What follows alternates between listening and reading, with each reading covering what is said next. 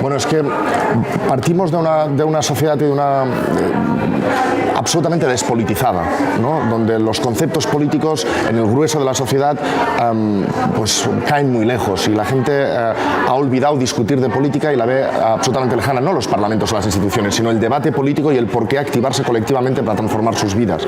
Entonces, la épica de la izquierda no triunfa en aquellos, la épica de la izquierda o la épica de cualquiera, no triunfa en aquellos ambientes donde no hay debate político.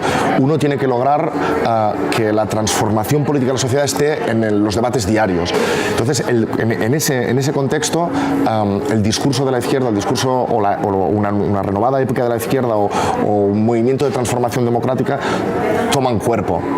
En Cataluña, en concreto, pues hace 7 o 8 años que es lo más cotidiano de la gente hablar de política y soñar con futuros diferentes. Y en ese contexto la gente se pone muchas preguntas y las intenta resolver mediante debates políticos, en la familia, en casa. Eso antes no sucedía.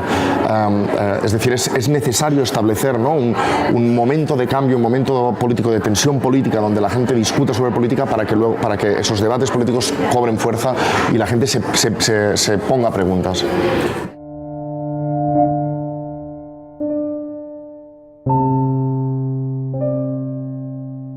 Absolutamente, o sea, eso no es nuevo.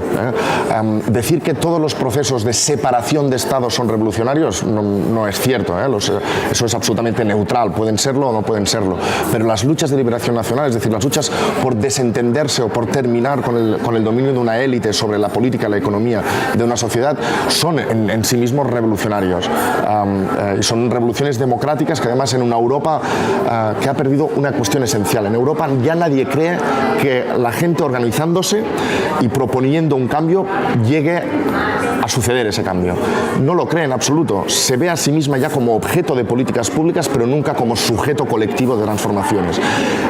En el rincón de Europa donde alguna sociedad, algún pueblo logre colectivamente transformar y construir desde la gente una realidad diferente, logre cambios y transformaciones, eso será una revolución democrática en toda regla y abrirá el camino a más revoluciones democráticas. Estuvimos pendientes de Grecia con la tensión contra la troika, pero finalmente no sucedió, lo frenó el propio gobierno. Hemos estado pendientes de muchas movilizaciones ciudadanas en Europa, en el Estado español, y nosotros situamos en Cataluña en este 2017 una de las grandes ocasiones para hacer posible ese concepto, que la gente puede transformar cosas. Eso en Europa ahora mismo es inexistente en la realidad, que la gente colectivamente pueda provocar cambios del calibre de la conformación de una nueva república.